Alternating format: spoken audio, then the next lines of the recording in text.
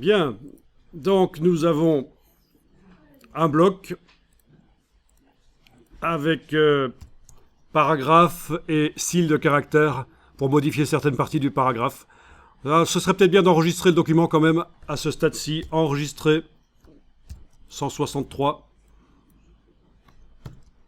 C'est le numéro du document. Bien. Alors voyons ce que ça donne sur les pages. Quand on regarde sur les pages, allez sur les différentes pages du document en mode aperçu et vous voyez ce que ça donne.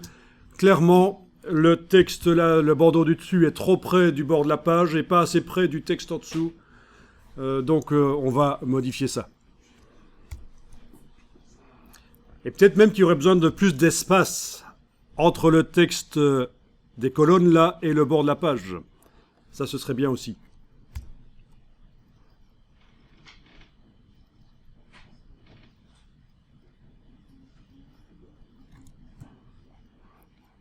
Alors, ce qu'on va faire, c'est mettre plus d'espace au-dessus.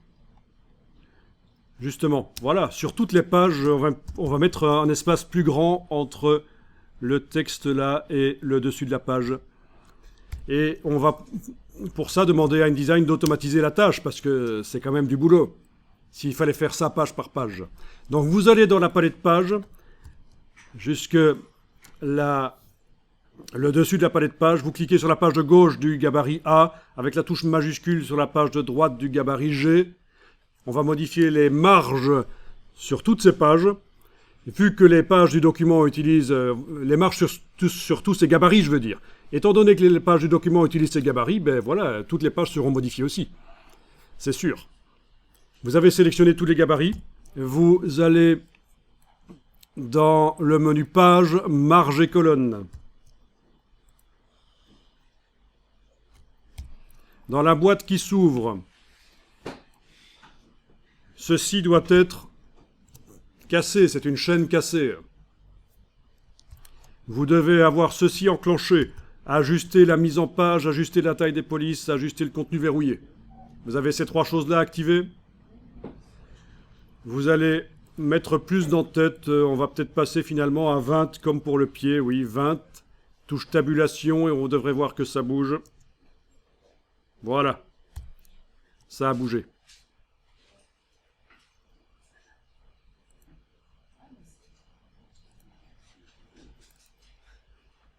Donc il y a plus d'espace entre les deux colonnes de texte, là, ou les images d'ailleurs, et le bord supérieur de la page. Donc ça c'est très intéressant de pouvoir modifier comme ça les marges sur tout un document. On modifie les marges sur les gabarits avec cette option pour que les blocs... Ça, c'est pour que les blocs images, les blocs texte bougent avec les marges. Il y a un recalcul qui se fait. Dans le gabarit A, on va modifier la hauteur du bloc. Alors ici, je vais le faire toujours avec le point de référence en bas et indiquer que le bloc doit avoir moins de hauteur. Donc le filet est en train de descendre au fur et à mesure que je descends ça. Peut-être que 7, c'est bien. Voyons ce que ça donne dans le document. Je double-clique sur une des pages du document. Ouais, comme ça a l'air bien. Peut-être que c'est... Il faudrait peut-être un peu plus. Je retourne dans le gabarit. Je sélectionne le bloc. Je vais augmenter ça. 9.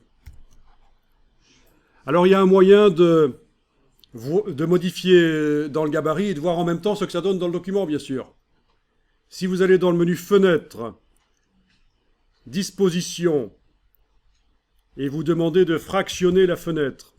Menu Fenêtre, Disposition, fractionner la fenêtre. Vous avez une fenêtre séparée en deux. Vous avez une partie de droite, quand on clique, elle s'active. Une partie de gauche, quand on clique, elle s'active. Dans la partie de droite, il est possible d'aller l'activer et double-cliquer sur une page de document et d'aller voir ce que ça donne. D'accord? Et de travailler sur la partie de gauche, d'activer le bloc là, de modifier la valeur ici. Donc ça c'est très intéressant. Plutôt que de devoir voyager du gabarit vers les pages pour voir ce que ça donne, ici on peut modifier. Alors le filet n'est pas visible, c'est peut-être un petit bug. Quand je clique sur la partie droite non plus. Quand on zoome, si, quand on zoome, il réapparaît. Ok, petit bloc d'affichage. Bon, finalement, je l'ai mis à combien? 9. Ok, c'est bon. Je vais enregistrer le document. Ce n'est pas la marge 9 mm, c'est la hauteur du bloc. Et la marge, c'était 20 mm. On est passé, elle était à 15 peut-être, et on est passé à 20, ou elle était à 13 et on est passé à 20, un truc du style. Voilà, en tout cas, on a éloigné du bord supérieur de la page les éléments. C'est parfait. Voilà, mais mine de rien, ça a l'air un peu plus classieux. Menu fenêtre, disposition, annuler le fractionnement de la fenêtre, voilà. Ça devrait avoir l'air un peu plus classieux, une page avec un filet comme ça par-dessus, et ça, c'est des choses que vous connaissez, ça se voit dans les magazines. Bien sûr, sur la page de droite, il faudra faire ça, ce sera plus tard. Bien sûr, c'est pas parfait au niveau de la positionnement du filet par rapport au texte, on peut faire mieux. Mais bon, voilà. On enregistre le document, et